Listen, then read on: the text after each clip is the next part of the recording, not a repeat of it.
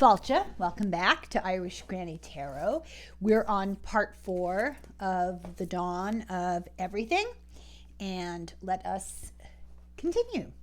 So we were talking about the similarities and differences between the native societies in the Northwest Pacific region of Canada as opposed to the southern coast in California. So in the Canadian Northwest, you had fishermen who were hierarchical, stratified. This is Vancouver Island, up by British Columbia. There's a place called Poverty Point in Louisiana. We're just jumping around here, comparing different tribes. Where the remains of a Native American earthenwork was found from 1600 BC. It's bigger than the first Eurasian cities that were built, like Harappa in the Punjab. It's also built near a big river and the center of a much larger cultural interaction. People came from hundreds of miles from the Great Lakes and the Gulf of Mexico. Now they know these things that I'm just throwing out there. They talk a lot about evidence that they found, artifacts, but you just have to just assume that this is all backed up, or we'll be here till next year. So anyway, where was I? People came from hundreds of miles, and from the remains of what they have, it looks like it was a gigantic amphitheater. And there are other mounds. These are the mound builders. There are other mounds there that are shaped like birds, but they're built by hunter-foragers. And the artifacts show that there were people there even before that, 3500 BC. So culture upon culture, layers of different cultures in the same area. Stone Age sites, but here it is in place with no stone. So why? Why is that? That's an intriguing question. And we don't know why this place attracted thousands of people. Obviously, it has something to do less with survival than with theology or mythology. It's got some significance that's ephemeral and difficult to grasp. Many artifacts are there, arrows and spearheads, but there's no sign that trade was done. And the question is asked, is that because what would be left as a sign of that would have faded away because of time? For example, textiles. But there's no sign or any indication of what the reason was for them being there. However, because of the way that it's constructed, it seems that it involved sacred geometry and that it's linked to astronomy. So here's something ephemeral that they could posit it might be. Was it a center of learning? The mounds and the ridges around it conform to standard units of measure and proportion, which indicates an underlying system of calculus shared by a widespread number of peoples in the Americas as far away as Peru and Mexico. It's based on the transformational properties of equilateral triangles, and they use cords and strings to measure, so they know that that's true. They must have found them. And this was all discovered by an archaeologist, John Clark, in 2004.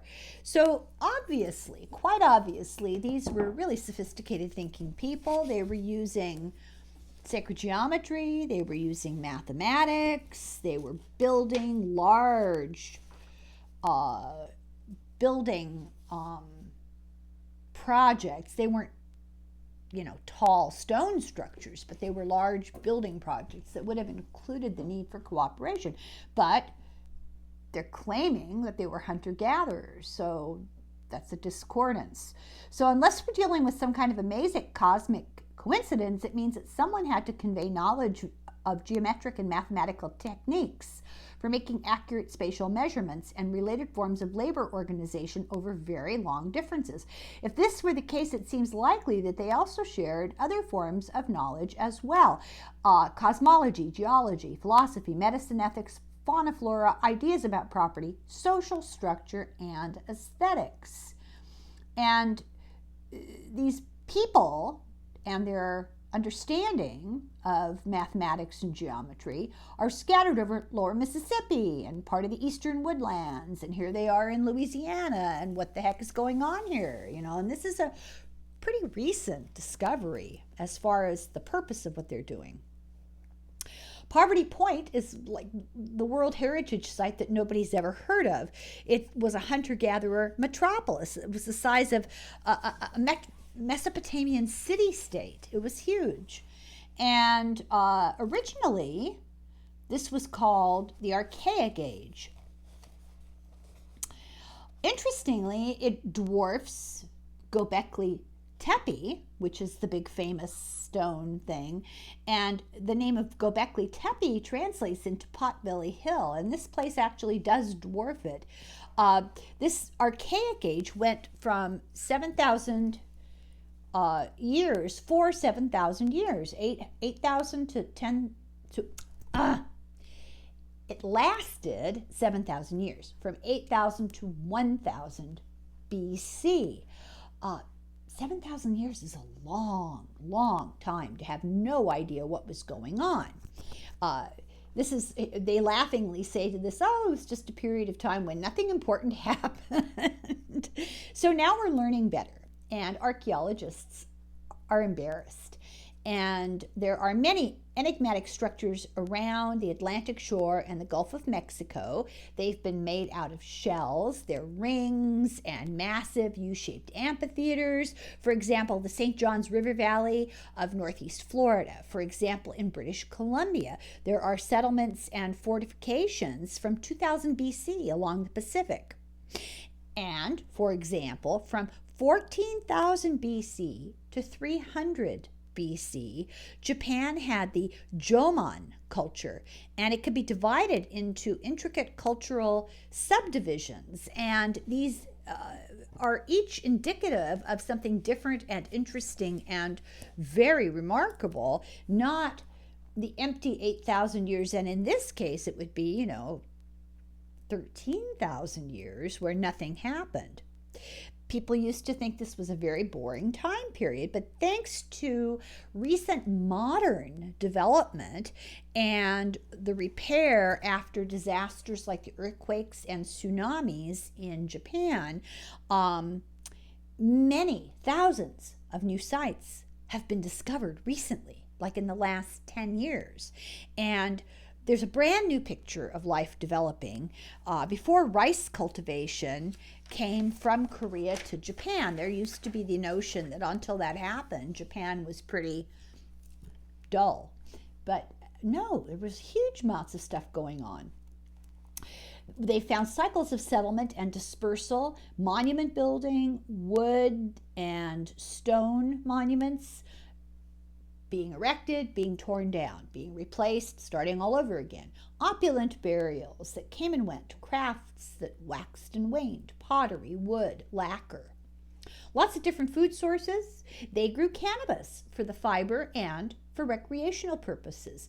They had enormous villages and giant storehouses.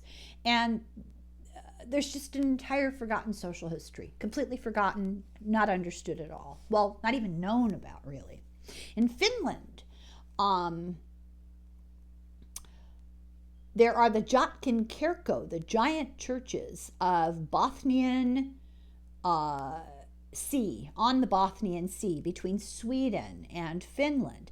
These are 195-foot-long stone ramparts that were raised by foragers between 3000 and 2000 BC. So, 1,000 years. The United States has been around for 250 years. So 1,000 years of building with large stones by a group of people that used to have been written off as nothing more than acorn gatherers. In the central Urals at Lake Shigarsko, there's a 17-foot tall totem pole that was discovered in a peat bog called the Big Idol.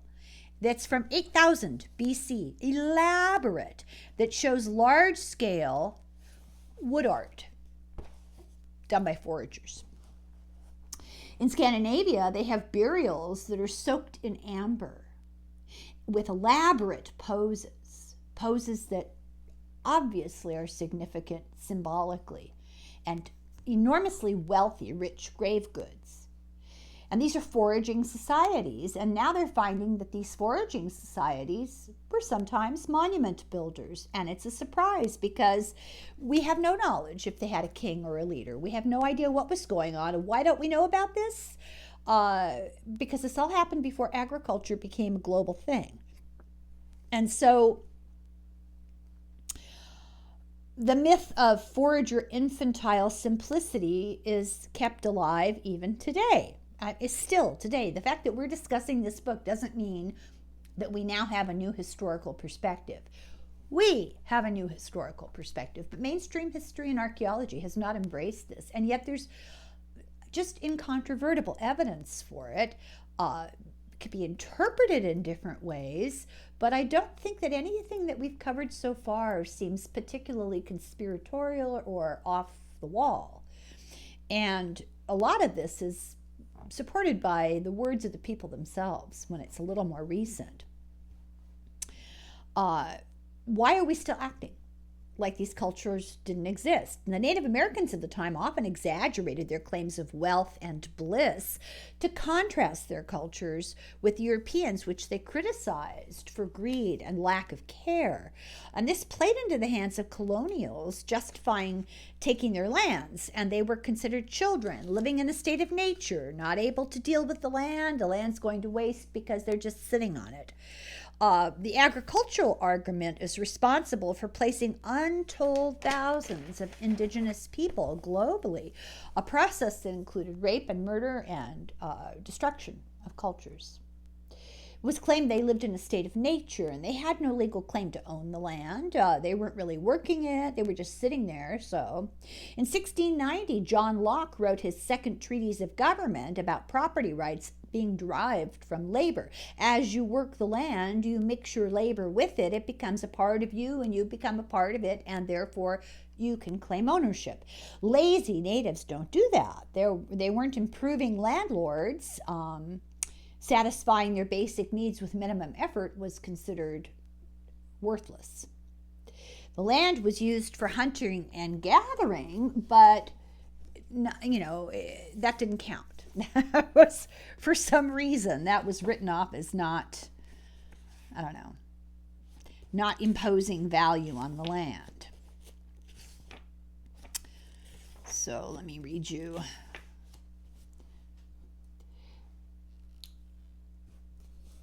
Hunting and gathering, that land was considered vacant, and if the Aboriginal peoples attempt to subject the Europeans to their laws and customs or to defend the territories they have mistakenly believed to be their property for thousands of years, then it is they who violate natural law and may be punished or destroyed like savage beasts.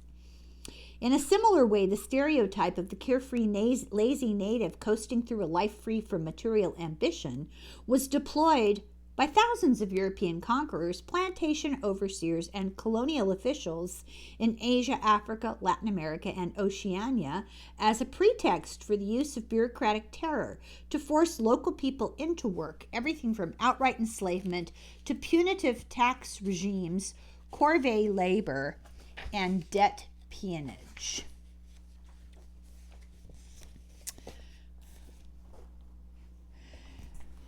Settlers saw undeveloped land as the natives had managed it for millennia. They saw it as undeveloped. So the natives had gone in and left it in as close to a state of nature as possible, working with nature. So they did controlled burns, they weeded, They fertilized and pruned and terraced, and they built clam gardens and fishing weirs. But these processes were labor intensive, and they abided by the laws governing access and entitlement. Nevertheless, the white settlers dismissed this because they weren't plowing and cutting down trees. Actually, often they weren't foraging. It was more of a different sort of farming. It's like they weren't just randomly wandering around picking wild berries. They were encouraging the generational growth of wild plants, allowing them to grow in the wild, but at the same time helping nature along a little bit. And they had property rights, just not according to Roman and English common law. They had a different conception of property. Even if the Hadza of Africa were different and sophisticated and had concepts of property and ownership, they were still dismissed as not according to the paterfamilias, not according to English common law.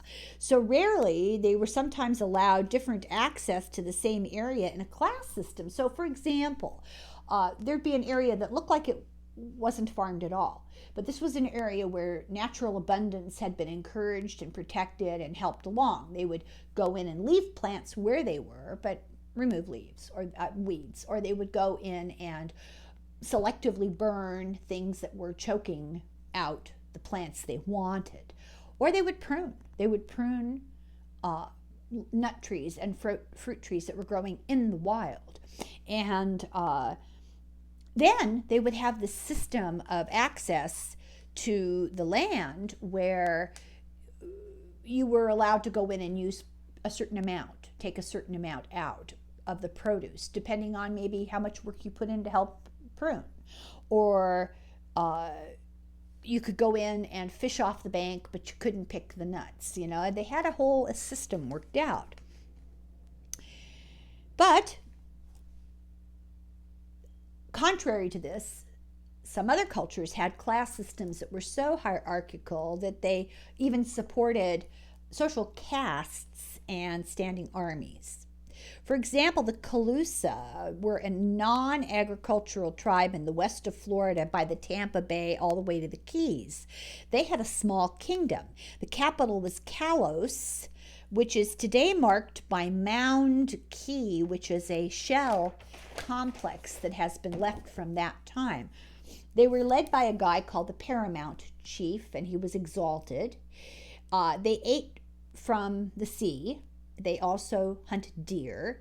They had a large flotilla of war canoes, and they launched military raids on their neighbors for processed foods, skins, weapons, amber, metal, and slaves. June 4th, 1513, Ponce de Leon came into Charlotte Harbor and was met by this huge flotilla of war canoes with heavily armed neighbors. The leader, who was later named by the Spanish Carlos, wore a gold diadem and beaded leg bands and sat on a wooden throne. He had absolute power. His will was law.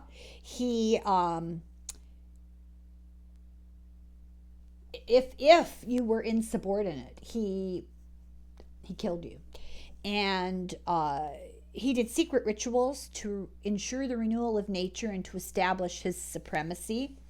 His subjects knelt and raised their hands in obeisance. He was accompanied by a ruling class and a priestly class. They hung around with him, processed around him, his posse. He ruled the government. He had his own special craftsmen, specially separate from the common folks' craftsmen. His worked in gold and silver and copper. On his wife's death, or his death, there was a quota of subjects whose sons and daughters were killed.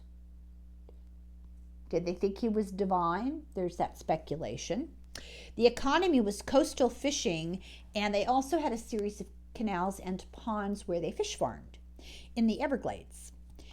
They had permanent settlements, but the fishers and the gatherers went to the sites to do those activities. So seasonally, the towns would get smaller. when like nut trees came into fruit, into nuts, or it was time for the fish runs. Those people would leave and the town would suddenly be smaller. It had extreme inequality, yet they never planted anything, and they never domesticated animals. They weren't true foragers. They were almost agrarian, but they were neither fish nor fowl. And agriculture was not necessary for durable inequalities. So it's the no true Scotsman argument. This is something I had never heard, but it's easier to go ahead and read it than it is to copy it all out. So these are excellent examples of what was called the no true Scotsman style of argument, also known to logicians as the ad hoc rescue procedure. This is how it works. Imagine Hamish MacDonald, a Scotsman, sitting down with his Glasgow Morning Herald, seeing an article about how the Brighton sex maniac strikes again. Hamish is shocked and declares that no Scotsman would do such a thing. The next day he sits down to read his Glasgow Morning Herald again, and this time finds an article about an Aberdeen man whose brutal actions make the Brighton sex maniac seem almost gentlemanly. This fact shows that Hamish was wrong in his opinion, but is he going to admit that? Not likely. This time he says no true Scotsman would do such a thing. So it's a circular argument. It's an informal fallacy, but historians use it anyway to explain away the whole culture. These people have been written off as evolutionary quirks, as anomalies, and we don't know. We have so little evidence. They could very well be in the majority. They argue that hunter-gatherers don't live near the coasts and the rivers, but yes, they do. And it's not true. They hung out in areas where the food was abundant, and if the food was abundant near the river or whatever, that's where they hung out. There actually were many such cultures along the Florida coast who interacted with the Calusa. The first Native Americans to be destroyed by the colonists were these people. They died from disease and everything else. Ancient fishing and hunting areas attracted colonists because they were often at the best harbors or close to the best water source, or, the most prolific area of wild food growth or herd movement. It was believed 13,000 years ago that the Clovis people went overland from Russia.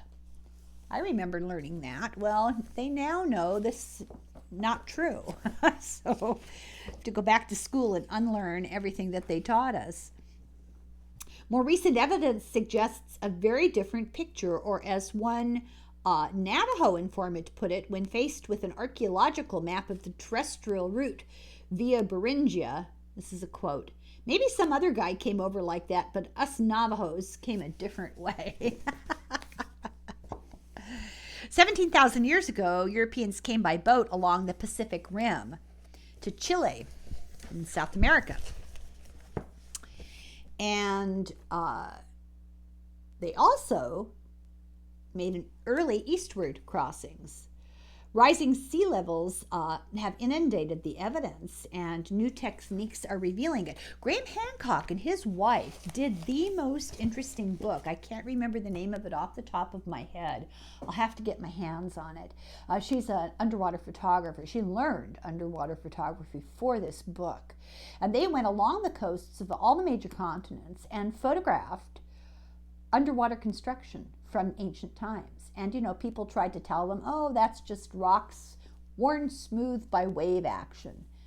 You have to see it. It's really interesting. As the Ice Age melted in the early Holocene, cultures formed in places of abundance. We don't know why the Calusa had a king. Was it exposure to ideas from Central America or the Natchez? The Natchez had this guy they called the Sun King, and he wielded unlimited power. He did arbitrary executions. He could take anybody's possessions that he wanted. He was confined to a royal village where most Natchez did not live, and they avoided him at all costs. I wonder why. He wasn't allowed out, and they didn't go in. The royal representatives outside would try to impose things on the population, but they didn't take this guy seriously. They just laughed at these representatives, and the king was stuck inside his compound. We can't know what forms of ownership existed in these ancient cultures. They probably had sacred places that were common to everybody. They just don't know. James Woodburn, we talked about him before, says that these cultures had a minimization of exclusive property rights. In other words, they shared, but in everyday life. But they had sacred cults, male and female cults, that were given property rights with ritual privileges that were protected by secrecy, deception, and violence. Here's an example of what that means. They used sacred trumpets to initiate male pygmies in Africa into the group. And these sacred trumpets of initiation were kept hidden all year and protected. But they were protected by violence, attack, and rape. If a woman or a child found them, they were murdered. And similar practices happen in New Guinea. They have these phallic systems as symbols. They have flutes that are meant to be phallic, and they're kept hidden. They're only used for these initiation rites. But you could be killed or injured seriously, assaulted, if you suss them out. They're taken out of hiding periodically for rituals to scare the population. And it's to scare the people in the population who don't get initiated. In free societies, personal autonomy is valued, and there may be only personal property. And private property in these other societies is equivalent to something sacred. Europeans take this idea to all property because it started out that the sacred was private, and then Europeans extrapolated and made everything that was property was sacred. And this is possessive individualism. What you own is sacrosanct. Now, I need my other paper here. Make sure I hope this is the right one. No.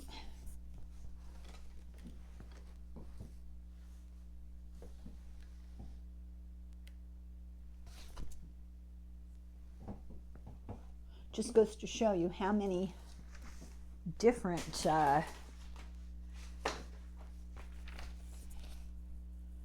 here we go. How many different things of notes I have. It's absolutely insane. So this notion of private property being sacred is a foreign notion to Native Americans, and it was only applied to sacred objects. And most important indigenous property was incorporeal, not physical. Things like spells, medical knowledge, healing knowledge, dance, a certain stitch pattern, esoteric power that was sacred was valuable. Physical property wasn't. The Kwakiutl in British Columbia had heirloom wooden bowls that gave the owner the right to collect berries in certain areas. So the bowl was valuable not for its inherent value, but for what it represented. The Plains tribes had sacred bundles. Those are sacred objects that had prayers and songs written down and stuff that was important to them, and they were inherited, but they could also be bought and sold, and they carried invaluable sacred wealth. They believed that people were squatters on the land, and that the true owners of the land were the spirits and the gods, and they didn't consider land property that people could own. This is some tribes.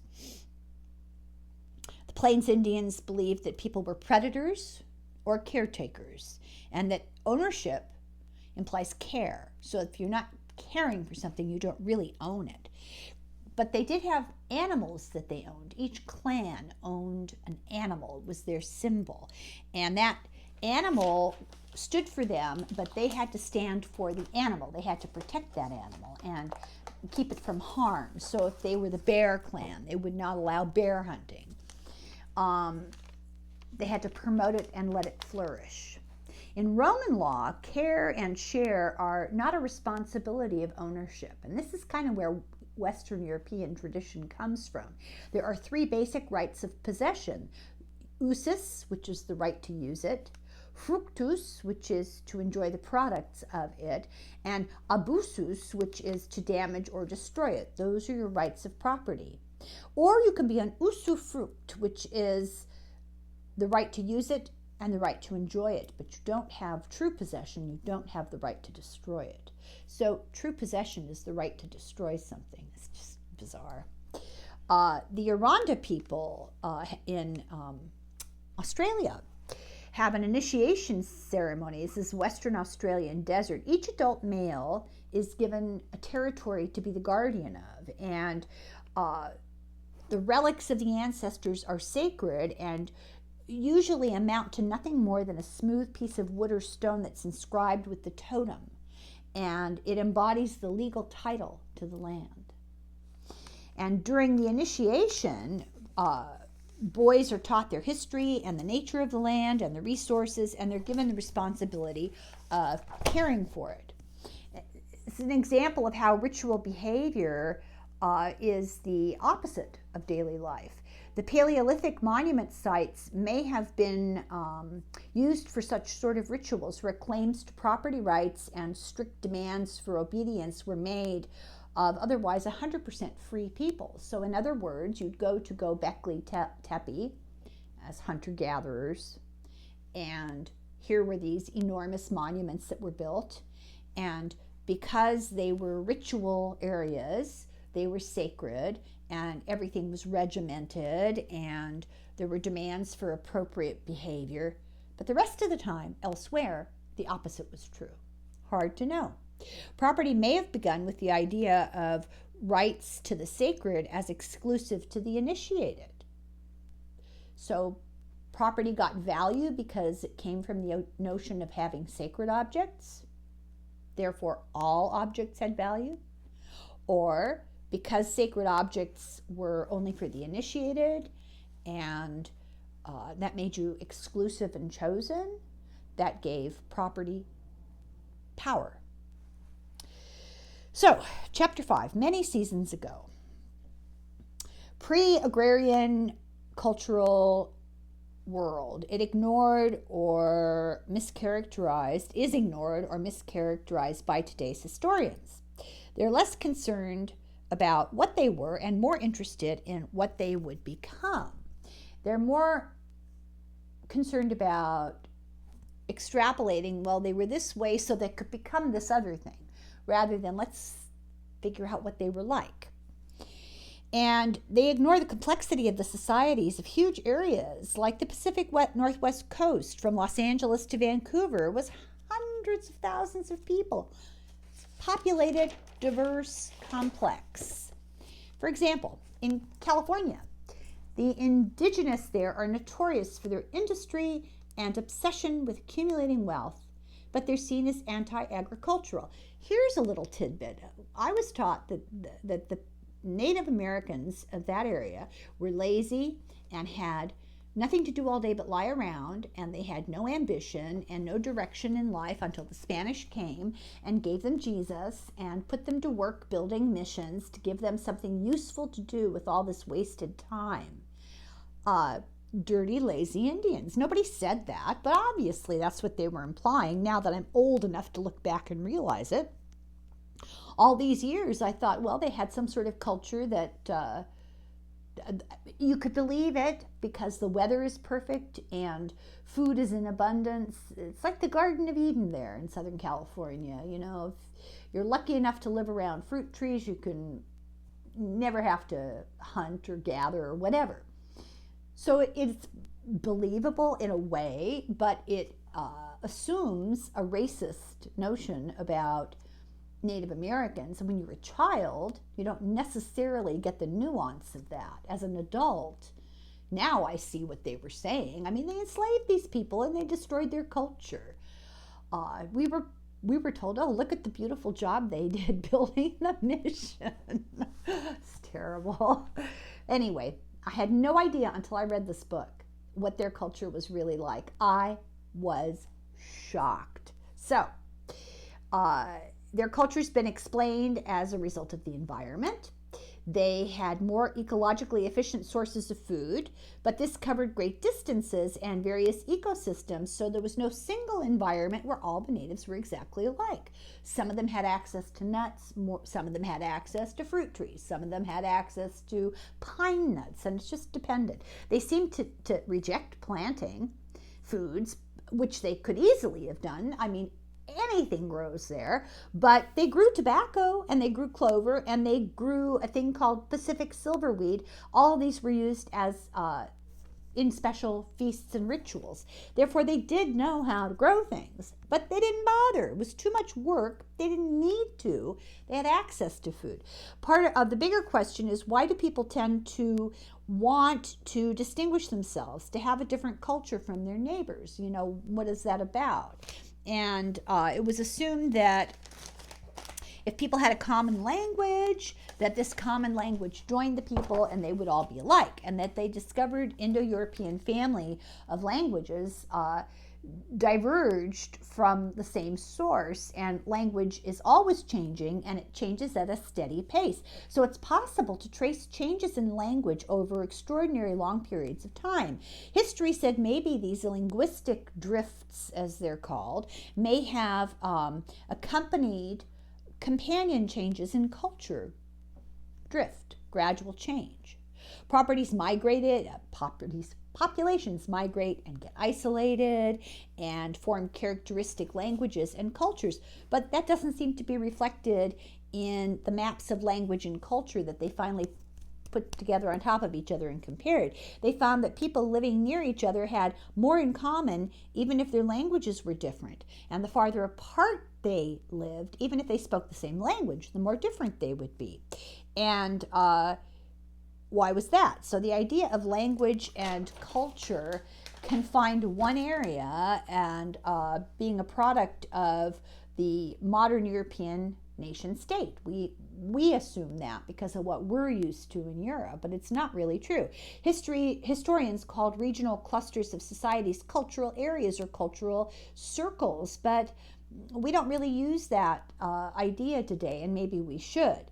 It was developed by Franz Boas, who we've talked about before, and this is interesting, he organized the American Museum of Natural History, and he did it into regional halls that were dedicated to like environmental areas. So you had the eastern woodlands and the northwest coast, and they lumped all the natives of those areas as being the same because they came from those areas. Well, that's not true at all. There's a guy called Wisserbrook that tried to divide the Americas into 15 regional systems with separate customs and styles, and he couldn't do that either. And then it turned out he was a eugenicist, and so everything he said was suspect. There was a huge debate in the 1890s about the distribution of the game cat's cradle in Africa. And they made all sorts of assumptions about cultures depending on different shapes this game made and how they were distributed. But the real question is, why do cultural traits cluster and become enmeshed in distinct regions and not elsewhere? In the 1910s and the 20s, Marcel Mauss, the friend of the beautiful cat, said that ancient people traveled great distances regularly and far more than we do, and were very aware of cultural and technical differences. And he proposed cultural areas were really far-flung, really widespread. And in the entire Pacific Rim was once a giant cultural rim that included people who were similar to each other living in pockets in Japan, New Zealand, and California, for example. So if contact is so widespread, how come there are pockets of differences? They're trying to explain that they're not all the same because they're close together, and they're not all different because they're far apart. It's very interesting. It's a little hard to extrapolate whether a culture is going to be similar or different to another culture based on geographical proximity or relationship of language derivative. Very hard to do. And Mauss said that cultures are a structure of refusal, that people define themselves by comparing themselves to their neighbors and accentuating the differences. So this extends from style, like hair, clothes, art, music, to even beneficial and useful technology. They may reject a technology that would make their life easier because those guys do it, and those guys, we're not going to do it. So, for example, the Alaska Athabascans refused Inuit kayaks, although they could have used them, and the Inuits refused Athabascan snowshoes because, Athabascan. And the cultures were a set of borrowing and refusing, which are self-conscious, which are intentional, not accidental. There were debates in ancient Chinese courts about adopting certain foreign styles and customs. And for example, there was an argument about, do we want to use horses or do we want to use chariots? And a moral value was put on each of those decisions. And they would pick the one that was least like their neighbors, as the neighbors being less moral, of less proper value. People would put a value on things and decide to accept it or respect it, or reject it, depending on proximity. The Inuit rejected what using snowshoes implied about them as a people because of what they saw in the Athabascans who did use snowshoes. Therefore, cultural areas form as a political and values choice, and it's how people consider themselves to be or how people regard themselves not to be that distinguishes them. Today we do the same comparisons, but instead of snowshoes, we argue freedom and equality and authority, solidarity, justice. So we're more worried about those sorts of ideas. So the Pacific Coast was divided traditionally into two cultures, the Californians and the Northwest Coast. Before the gold rush and massive genocide, most of the West Coast comprised of foraging groups, probably the largest distribution of foragers in the world. It had a much higher population in that area than the planters of the American South. And the north and the south of the West Coast were very different. In northern Canada, they were fishers, they collected shellfish, they had coastal winter villages, and they broke into small bands in the spring and the summer. They were expert woodworkers, the totem poles, the masks. In the south, they had this beautiful Mediterranean weather and a very diverse topography. And we used to talk about growing up in California. You could go from the beach to the mountains to the snow to the desert in the same day. And this diverse topography contributed to many different sorts of choices of crops that grew in the wild. Nut harvesting, tree crops, that led themselves to the art of beautiful basketry, and they would weave these baskets for food. They were useful, but they became an art form of their own. North of the Klamath River, Klamath is Oregon-ish, they had a dominating warrior society with frequent intergroup raids that were carried out.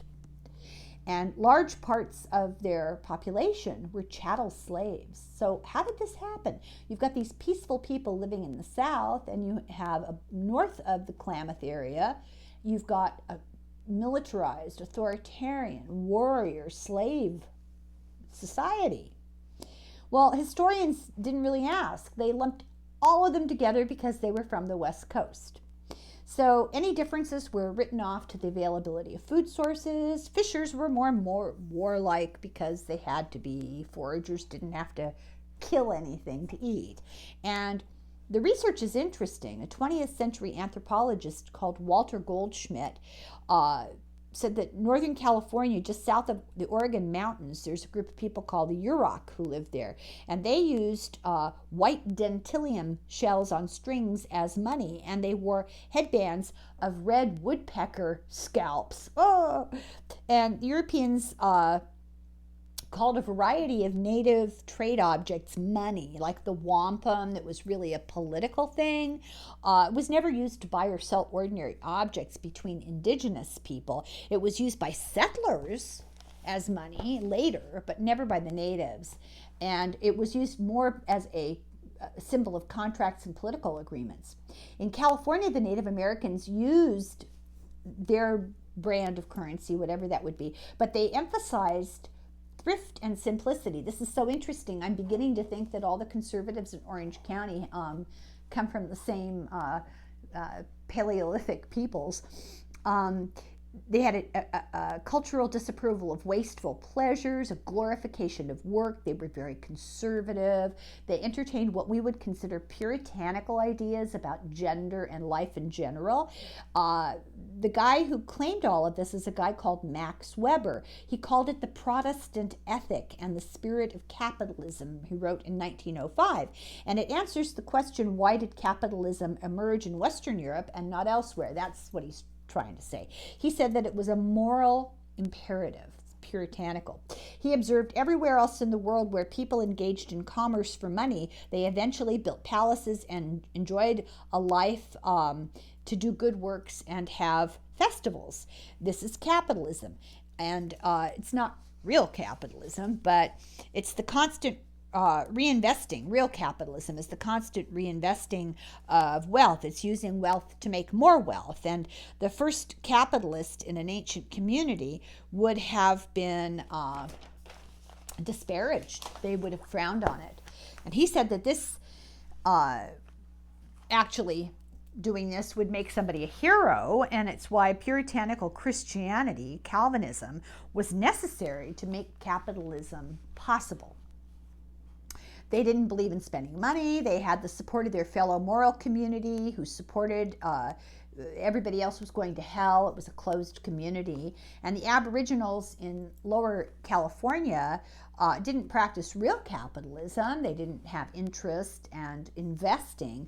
But there was a huge cultural emphasis on the ownership of private property.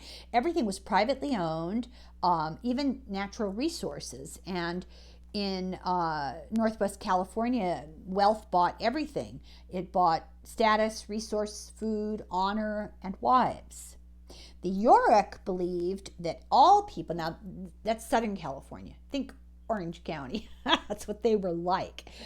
Very puritanical. The Yurok believed that all are born equal, but it's up to you to make something of yourself and do it through work and discipline. They were really into self-denial. They were possessive individualists. And they also believed that you should be industrious, but they also expected you to give it away. So here's a comparison of the Yurok and the Kwakiutl in Northwest Canada. The Yurok, the ones around Oregon, were wealthy and hung on to their wealth. The Kwakiutl were boastful and vainglorious. The Yurok were modest, humble. The Kwakiutl were into hereditary privilege and jockeying for titles and honors and heirlooms. And the Yurok were not into ancestors of any kind. So they're right next to each other, Northwest Canada and then the Yurok and then the Southern Californians. And the Southern Californians were real different, but these Yurok were the ones that were puritanical. So how did this contrast happen? How much is a desire just to be different from each other? Was it Schismogenesis? Intentionally being different just to look different than your neighbor, which means you're kind of joined by a common system of differences. It's the system that feeds off of itself intentionally in the opposite. Intentional mirror images. It's like your alter ego. It's they're a necessary example of what you should not be. Don't be like them. And was this why Northwest natives and California were so different, with these Yorick in the middle? You could say that the Northwest versus California is kind of the Fisher Kings versus the Protestant foragers. Look at the Northern California foragers. They have ethical imperatives with a moral demand to work and a pursuit of gain and a moral demand of self-denial and individualism of moral responsibility and individual autonomy. They refused debt or obligation. They frowned on collective management of resources. Their foraging grounds were individually owned and they could rent them out. Property was sacred. Poachers could be shot. And the men would spend hours meditating on their wealth and money. The ultimate sacra, the ultimate sacred object, were the highest objects of wealth. And they abstained from indulgence in overeating, in sex, in play, in sloth. They were very puritanical. So I made a mistake, and it's not the deep Southern Californians who are puritanical. It's the Northern Southern Californians who were puritanical. And they thought that big eaters were really vulgar. They wanted everyone, they encouraged their youth to be thin and fit, like a little bit like the Stoics or the Aryans, the Nazis. Every day the men used a sweat lodge, and the entry was intentionally made too small for fat people to get into, so it kept you honest. Their meals were bland and Spartan. Their decoration was simple. Their dancing was modest and restrained. They had no inherited rank, no inherited titles, and even if you received wealth, you still had to work hard. They prized frugality and achievement of labor. The rich were expected to be generous to the poor, but responsibility to share and care was much less than the foraging societies lower down. Then look at the Northwest fisheries. They took delight in excess. Their potlatch was held by aristocrats to celebrate new titles, to display grandeur, and they would exchange these enormous exchanges of gifts. And it wasn't about what you got. It was about what you were being seen giving. And they poured fish oil on themselves, and they had overate to the point of just coma almost. And only nobles could engage with guardian spirits. So this was a thing of class. It gave access to titles and the rights to keep slaves. Commoners were free to pick whichever noble house they wanted to belong to. The chiefs of noble houses would vie for allegiance with big feasts, and it was like a mafia society. A strict code of honor and patronage, a court society like feudal Sicily. The chiefs led maybe 200, 300 people. In neither society were there political, economic, or religious organizations. They're really not similar, but they're both called affluent foragers. So how to explain the differences? What ultimately determines the shape of a society? Economic factors, organizational interpretations, cultural meanings. Are they based on reference to each other and trying to be the opposite? The most striking difference between the Northwest and California is that in California there was the absence of formal rank, and the institution of the potlatch in the Northwest was what was remarkable. In California, no rank, so none of the potlatch hierarchy, seating order and favorite foods and competitive gift giving and self-aggrandizing speeches, those didn't exist in California natives. Seasonal California gatherings were the opposite. They met with staple foods and ritual dances that were kind of playful but not scary and menacing like in the Northwest Canada. Their valuables were ritually gifted to the leaders of the dance. The leaders downplayed their role, like the political type leaders downplayed their role. They redistributed resources and they promoted solidarity and neighborliness. And both of these feasts in California and in the Northwest were redistributive feasts, but they were almost the opposite of each other, interestingly. Big boundaries existed between them, and the biggest boundary of all was slavery. In the Northwest Coast, slaves were woodcutters, water haulers, fish processors. They did the really hard work, but there was a purpose. Almost a quarter of the population were slaves, which is equivalent to the Roman Empire, Athens, or the American South. They were hereditary. If you were a slave, your child would be born a slave. Historians are not sure how far back slavery goes in the Northwest. There's just not enough evidence. In 1850 BC, in the Middle Pacific area, show signs that go along with possible slavery, and those signs are interesting. Bulk food production needs a big workforce with intensive labor demands. Warfare signs. Slaves were taken in war. Building defensive fortifications and expanding trade networks. During part of this time, from about 1850 BC to AD 200, there was a disparity in the treatment of the dead that had not been seen earlier. So that implied rank. High rank got fancy burials with ornaments, and they staged the corpses in ritual postures indicating status. In low rank at the bottom, they didn't even bury them. They mutilated them, or they recycled the bones for tools or ornaments. And there was human sacrifice for grave goods, so they would have slaves that they would take intentionally to be sacrificed to be buried with the rich. There was extensive interaction between these people and the people in California, especially by boat. But in California, south of Mendocino, they had a much more Pacific society. So it's a little confusing because we have an overlap. We've got the people in the very, very far Northwest. The higher up you go, think higher hierarchy. The higher north you go, the more hierarchical, the more warrior-like, the more violent, the more self-indulgent, and think Trump. They were like that, and they had slaves. But then the farther you went down to the Yurok and Oregon, Mendocino, in that area, it was sort of this transition of kind of puritanical people who compared themselves to these braggarts and self-indulgent warrior-like people and said, we're going to be entirely the opposite. But then you get south of Mendocino and you get a very passive Pacific society.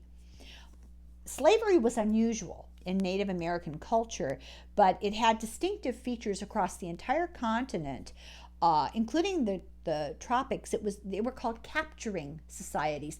It wasn't like the kind of slavery that happened in the American South. These were people captured in war, usually, and they were captured to do the hard work. But once they learned how to be good contributing citizens,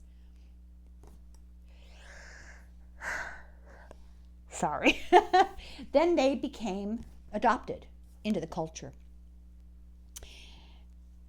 A slave has no family, no kin, no community, can make no promises, has no ongoing connections.